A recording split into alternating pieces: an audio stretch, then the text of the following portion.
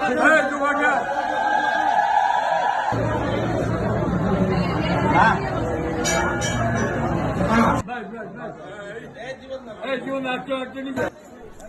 বন্ধুরা, পূজা ও প্রতিমার আরেকটি ভ্লগে আপনাদের স্বাগত জানাই।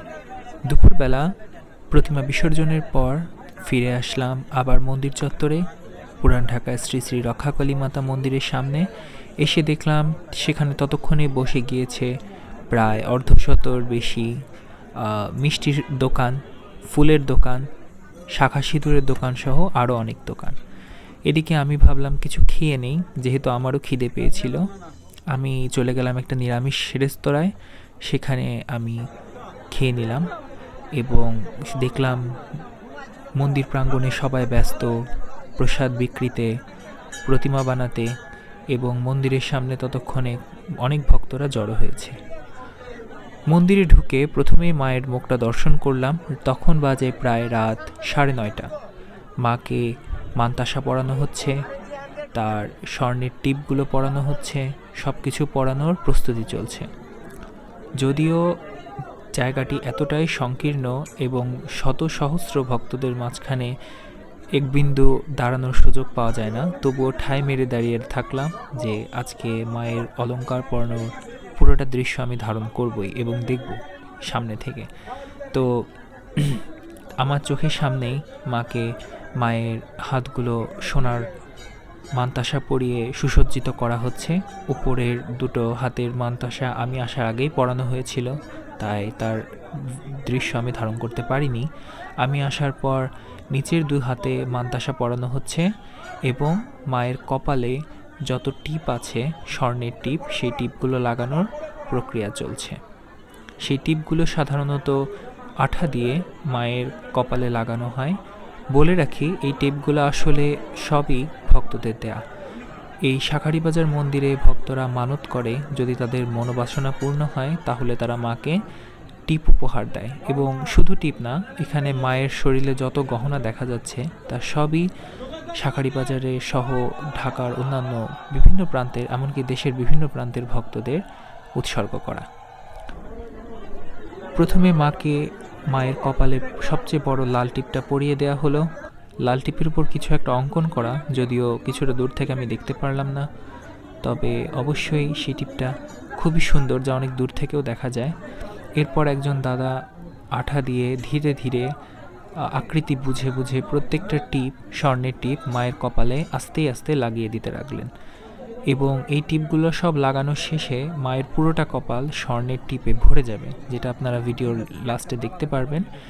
এবং সেই দৃশ্য দেখতে খুবই সুন্দর লাগে। একে একে মায়ের স্বর্ণের গয়নাগুলো মায়ের প্রতিমার পিছনে রাখা হলো একটি লাল গামলার মধ্যে। সেখানে আমরা খড়গ সহ মায়ের বিবিধ অলঙ্কারাদি সব কিছুই দেখতে পারলাম। মায়ের এই গয়না পরানোর কাজটি কিন্তু শেষ হতে হতে 1.5 থেকে 2 ঘন্টা অবধি লেগে যায়, কারণ খুবই দক্ষতার সাথে নিপুণ কারুকার্যের মাধ্যমে আকৃতি বুঝে এই গয়নাগুলো কিন্তু মায়ের শরীরে বসানো হয়। আপনারা একটা জিনিস হয়তোবা জেনে অবাক হবেন, প্রতি বছর এই প্রতিমা বিসর্জন হয় এবং একই আকৃতির নতুন প্রতিমা আসে, কিন্তু মায়ের গয়না কখনোই আকৃতিতে হেরফের হয় না। অর্থাৎ আজ পর্যন্ত এমন হয়নি নতুন একটি প্রতিমা আনার পরে মায়ের মান্তাসা হাতে লাগানোর সময় অথবা মায়ের জিভ তার মুখশ্রীতে লাগানোর সময় তা আকৃতিতে হয়ে উঠছে না, তা আকৃতিতে হয় ছোট হচ্ছে, না হয় বড় হচ্ছে, এমন আজ পর্যন্ত কখনো হয়নি। তারপর একজন দাদা মায়ের মুখের সবচেয়ে মাহাত্ম্যপূর্ণ যে অংশ, মায়ের জিভ, সেই স্বর্ণের জিভ মায়ের মুখে লাগিয়ে দিচ্ছেন। কাজটি যথেষ্ট দক্ষতা সম্পন্ন, কারণ যদি দক্ষতাহীন কেউ এই কাজটি করতে যায় হয়তো বা কাজে কোনো ভুল হতে পারে, বা অতটা দক্ষতার সাথে হয়তো সে কাজটি করতে পারবে না এবং সময় সাপেক্ষ হতে পারে। কিন্তু যেহেতু মন্দির কর্তৃপক্ষ দক্ষতার সাথেই সবসময় কাজটি করে থাকে, তাই তাদের সমস্যা হয় না। এরপর আসলো মাকে গলায় নেকলেস পরানোর কাজ। এখানে মাকে যে মালাটি পরানো হচ্ছে, আমাদের ভাষায় আমরা এটাকে চিক বলি। আমি জানি না অন্যান্য অঞ্চলে এটাকে কি বলে, কিন্তু আমাদের ফরিদপুরের দিকে এই মায়ের এই অলঙ্কারকে চিক বলা হয়, যেটা একদম গলার সাথে লেগে থাকে। এবং মায়ের এই অলংকারটি অনেক সুন্দর, তার মাঝখানে একটি লাল পাথরও রয়েছে।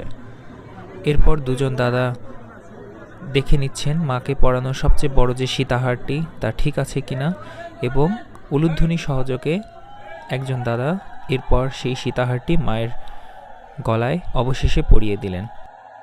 মায়ের গয়না পরানোর কাজ আস্তে আস্তে শেষ হয়ে আসছে, যেহেতু তার হাত, তার গলা, জিভ, কপাল সব কিছুই আস্তে আস্তে সাজানো হয়ে গিয়েছে, তাই মাকে সাজানো শেষের দিকে। তখন ঘড়িতে বাজতে চলল রাত 10:30 কি 11টা। যেমনটা আমি আপনাদের জানিয়েছিলাম, এই গয়না পরানোর পুরোটা কাজ শেষ হতে হতে প্রায় 1.5 থেকে 2 ঘন্টা অবধি লেগে যায়, এবং যে জায়গায় দাঁড়িয়ে আমি এই ভিডিওটি ধারণ করছিলাম সেখানে দাঁড়ানোর জন্য একটু অনুমতি পাওয়া যায় না। তবুও মাকে পূজার জন্য রাজরাজেশ্বরী বেশে সাজানোর অবধি আমি সেখানেই দাঁড়িয়েছিলাম এবং পুরোটা দৃশ্য ধারণ করি। মায়ের ডান হাতের আংটি উপহার দেয় আমার দিদি, এবং মাকে মুকুট পরানোর মাধ্যমে তার রাজরাজেশ্বরী বেশ সম্পন্ন হয়। মায়ের ব্রহ্মশিলা দর্শন দেওয়ার মাধ্যমে আজকের মতো এই ভিডিও শেষ করছি।